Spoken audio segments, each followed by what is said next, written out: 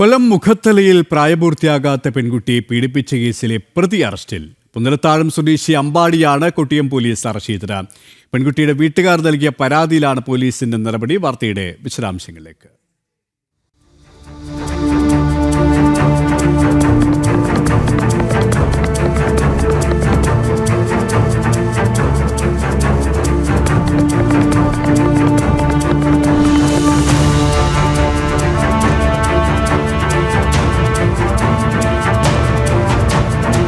ഇക്കഴിഞ്ഞ ദിവസമാണ് കേസിനാസ്പദമായ സംഭവം.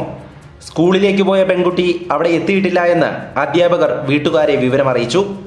രക്ഷിതാക്കൾ അന്വേഷിച്ചതിനെ തുടർന്നാണ് പെൺകുട്ടി 20കാരനായ അമ്പാടിക്കൊപ്പമുണ്ടെന്നറിഞ്ഞത്. തുടർന്ന് കൊട്ടിയം പോലീസിൽ പരാതി നൽകി. പെൺകുട്ടിയെ വാടക വീട്ടിലെത്തിച്ച് അമ്പാടി പീഡിപ്പിച്ചതായാണ് പരാതി. പുന്തലത്താഴം ESI ജംഗ്ഷൻ സമീപം താമസിക്കുന്ന അമ്പാടിയെ കൊട്ടിയം പോലീസ് എത്തി പിടികൂടുകയായിരുന്നു.